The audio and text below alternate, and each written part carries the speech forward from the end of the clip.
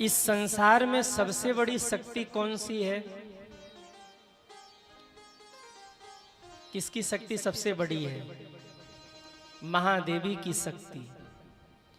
सबसे बड़ी शक्ति अगर इस दुनिया में कुछ है ना तो वो महादेवी की शक्ति है, क्योंकि शक्ति शब्द भी स्वयं में अपने आप में माताओं का ही नाम है,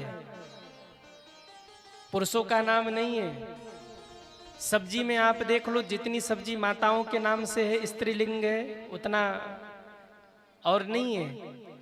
और आप नाम में भी देख लो, नदियों में भी देख लो, पृथ्वी माँ को देख लो, तुलसी माँ को देख लो, गौ माँ को देख लो, सारी श्रेष्ठता किधर है? बोले मातृशक्तियों की ओर।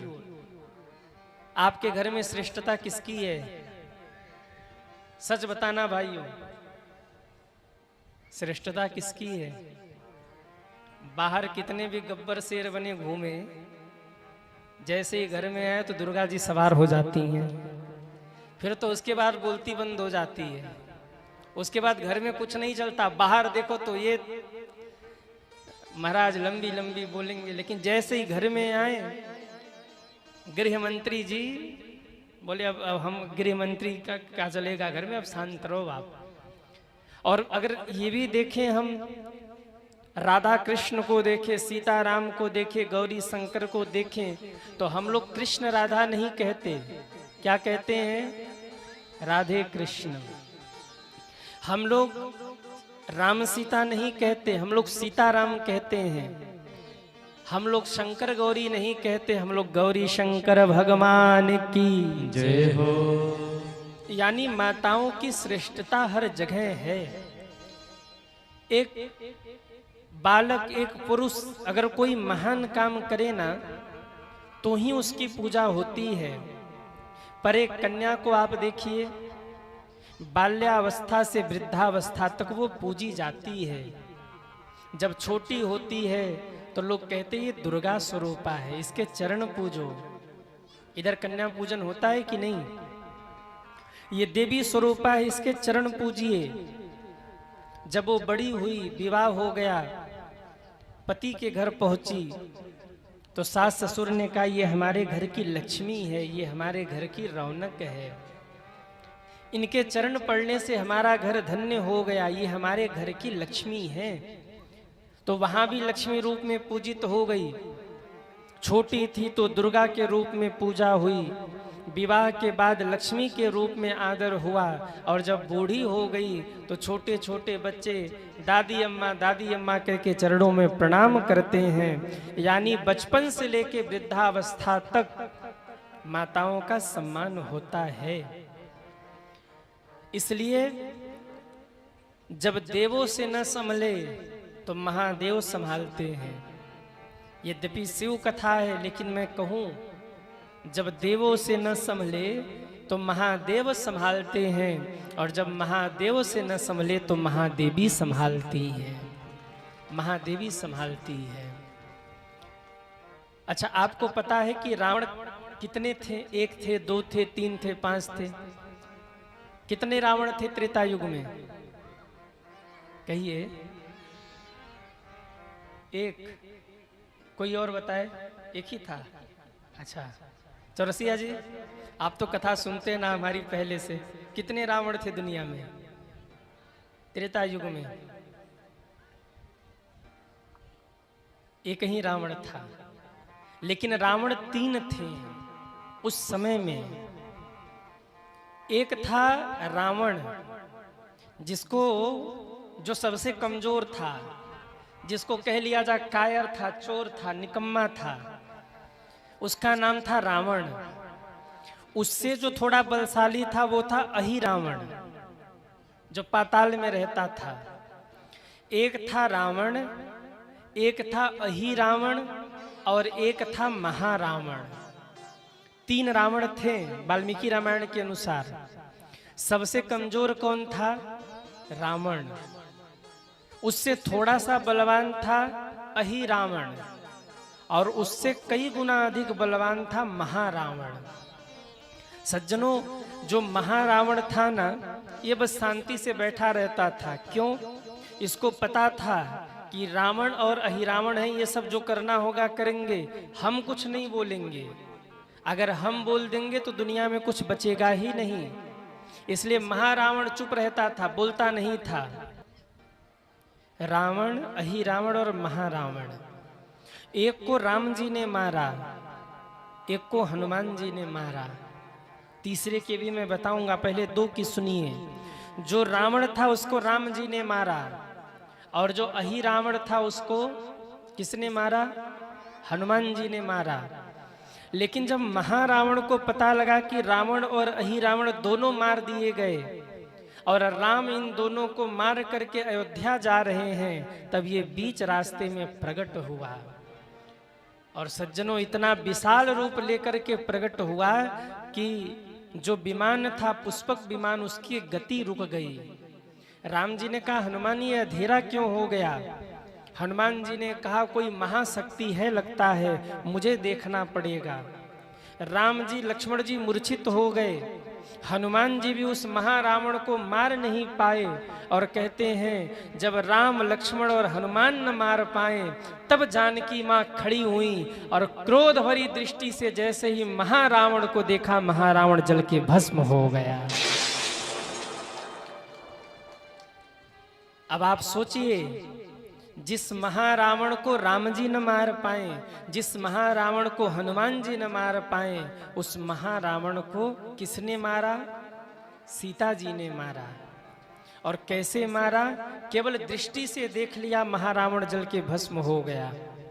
अब आप सीता जी के बल का अनुमान लगा लीजिए कि सीता जी कितनी शक्तिशाली है।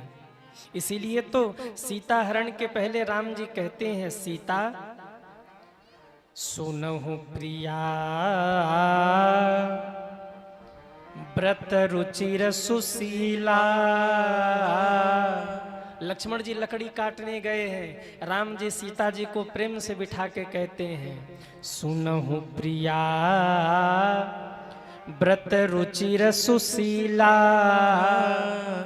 मैं कछु करब ललित नर लीला। सीता जी ने कहा, तो क्या आज्ञा है? राम जी बोले, तुम पावक महा करहु निवासा,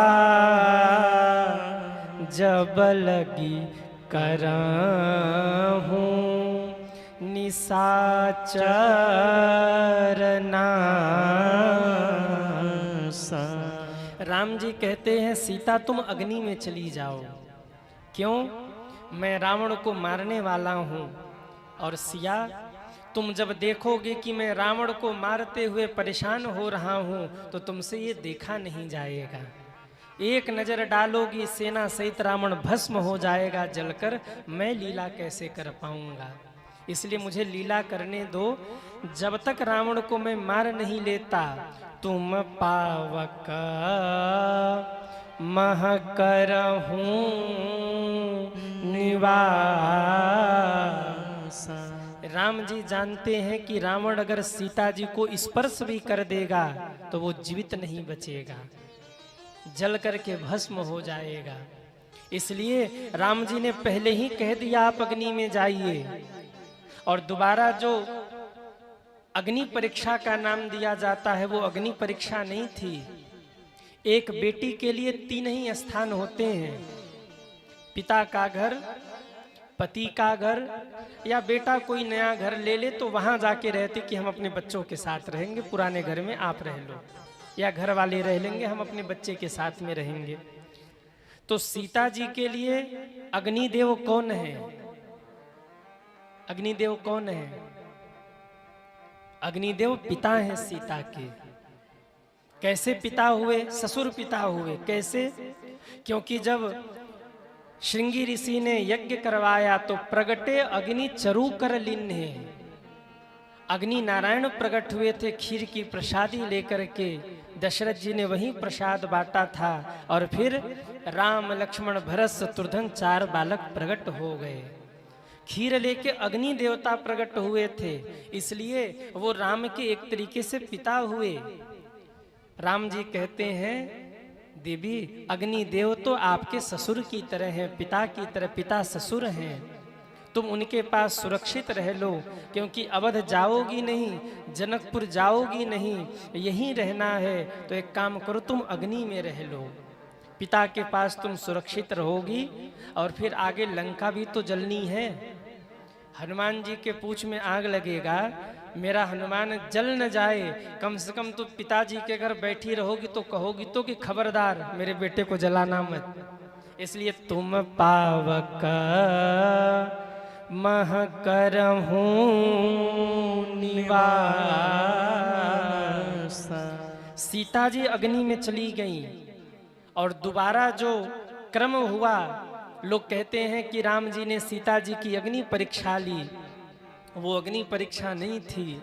जब रावण मर गया तब मेरे राम जी ने सोचा अब एक काम करते हैं, ये जो डुप्लीकेट सीता है इसको अग्नि में भेज देते हैं, और अगली सीता को अग्नि से बाहर बुला लेते हैं, जिसे अग्नि परीक्षा का नाम दिया गया। जानकी जी अपनी छाया छोड़ गई थी, असली सीता नहीं थी, वो जानकी जी की छाया थी जिसे रावण हरण करके ले गया। और उस मतलब आप ये समझ लो कि सीता जी के छाया को भी रावण छूने से डर रहा है, हाथ जोड़ के कह रहा, आप पढ़ के देखना रामचरितमानस, सीता हरण करने से पहले हाथ जोड़ के कह रहा है, हे जगत जननी मेरा प्रणाम स्वीकार करिए, चलिए लंका में हमारी रानियों का कल्याण करना है। सीता जी की शक्ति, सीता जी का प्रताप रावण छूने से डर रहा था। जब प्रणाम किया, इच्छा बनी, तब रथ में बैठाकर रावण लेकर उड़ा, वो भी छाया को। असली सीता जी को तो रावण स्पर्श भी कर देता तो जल करके भस्म हो जाता। सज्जनों कह रहे सब तो राम कथा का क्रम है। मेरे कहने का मतलब, जब देव से नहीं संभलता तो महादेव संभालते हैं, और महादेव से नहीं संभलता तो महादेवी संभालती है। वो तो मेरे महादेव की लीला थी कि मैं सिर काटूं और लीला का क्रम आगे बढ़े, नहीं तो महादेवी के बेटे को कोई हाथ लगा दे। अरे राम राम, गणेश जी ऐसे देवता हैं, अगर खुश हो जाए ना तो बिगड़ते काम भी बन जाएंगे। और गणेश जी अपने आप पे आ जाए कि तुम्हें बर्बाद कर दूंगा, तो दुनिया में कोई नहीं है जो बचा सके। इसीलिए सबसे पहले गणेश जी की पूजा होती है। कोई भी शुभ काम करने जाइए, गणेश जी को प्रणाम करिए। गणेश जी रुष्ट हो गए तो फिर किसी की नहीं चलने वाली, क्योंकि ये महादेवी के पुत्र है, महाशक्ति के पुत्र हैं। शक्ति का पूर्ण आशीर्वाद गणेश जी के साथ में है। आप देखिए तुलसीदास जी किसके भक्त थे? किसके भक्त थे? कहिए ना, राम जी के। लेकिन जब रामचरितमानस लिख रहे हैं ना, तो पहले श्लोक में गणेश जी को प्रणाम किया। क्यों? उन्हें पता है गणपति बप्पा के बिना मंगल होने वाला नहीं है। जब उन्होंने लिखा गाइए गणपति जगबंदन, जब वो पदावली लिख रहे हैं तो उसमें भी सबसे पहले गणेश जी की वंदना करते हैं। ये आदि शक्ति के बेटे हैं, आदि शक्ति का पूर्ण आशीर्वाद इनके साथ में है, इनके बिना कोई काम होने वाला नहीं है। बोलिए गजानंद महाराज की जय हो।